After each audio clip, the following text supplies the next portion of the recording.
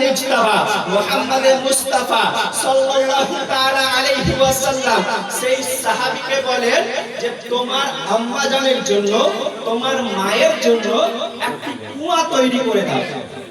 এই কথা যখন নবী মুস্তাফা সেই সাহাবীকে বললেন তখন সেই সাহাবী একটি কুয়া তৈরি করলেন এবং করার পরে আমার নবী মুস্তাফা বলে এই যে কুয়াটা তৈরি করলো এই কুয়াটি হচ্ছে এই সাহাবীর আম্মা জানের জন্য।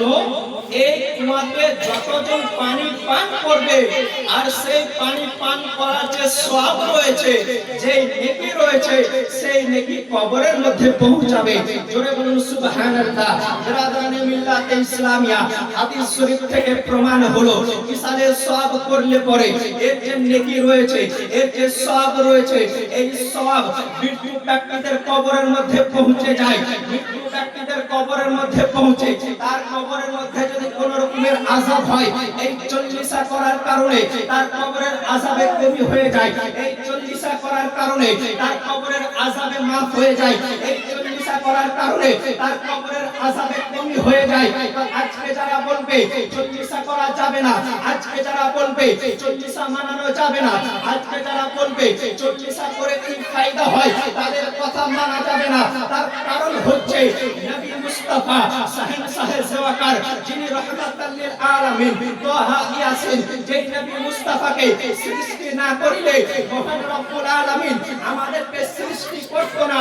আমাদেরকে সেই নবী মুস্তাফার কথার প্রতি আমল করে ইসালের সওয়াবের উদ্দেশ্যে 40 পালন করতে হবে। বিরাদানে মিল্লাতে ইসলামিয়া তাহলে বোঝা গেল যে ইসালের সওয়াব করা জায়েজ রয়েছে না জায়েজ নয়। এবার চলে আসুন কবর জিয়ারত করা যাবে কি যাবে না। আমরা যে কবরের মধ্যে গিয়ে যে ফাতিহা পাঠ করি সূরা পাঠ করি করার পরে যে আমরা দোয়া করি এটা করা যাবে কি যাবে না।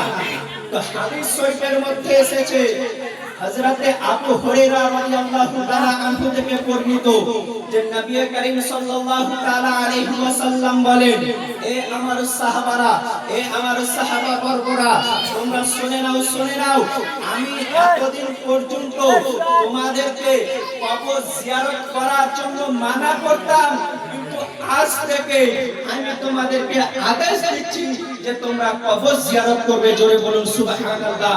তার কারণ হচ্ছে কি নবী করিম সাল্লাল্লাহু তাআলা আলাইহি ওয়াসাল্লাম হাদিসের মধ্যে বলেন কবর যদি জিয়ারত করতে যাই আমরা যখন কবরের মধ্যে যাই আমরা কিন্তু দুনিয়াবি কাজকর্ম ভুলে যাই, আমরা দুনিয়াবি খারাপ কাজকর্ম থেকে বেঁচে যাই এবং আমরা কিয়ামত নিয়ে ভাবতে আরম্ভ করি, কবর নিয়ে ভাবতে আরম্ভ করি, আখিরাত নিয়ে ভাবতে আরম্ভ করি।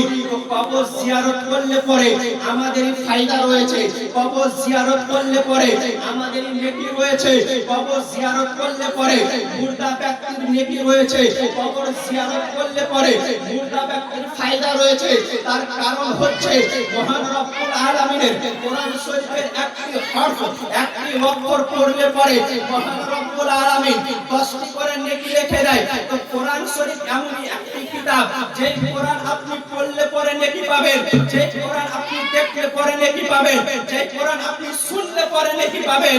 তো যেই ব্যক্তি মারা গিয়েছে হাদিস শরীফের মধ্যে এসেছে যে কোন ব্যক্তি যখন মারা যায় সে মৃত্যু অবস্থাতে আমরা জিন্দা অবস্থাতে যা শুনতে না পাই সে মৃত্যু ব্যক্তি আমাদের চেয়ে বেশি শুনতে পাই। জোরে বলুন সুবহানাল্লাহ।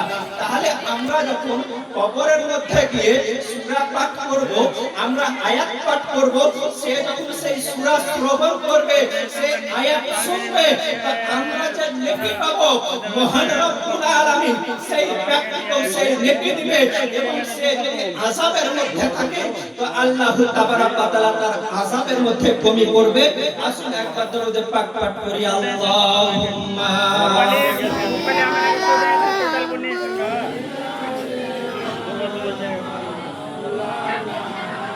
মুহাম্মাদ ওয়া আলা আলিহি মাওলানা মুহাম্মাদ আল্লাহুম্মা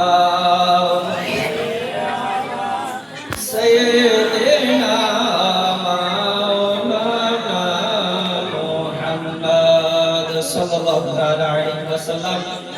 তো যাই হোক বিল্লাহ ইসলামিয়া, আমি কোরআন ও হাদিস থেকে যা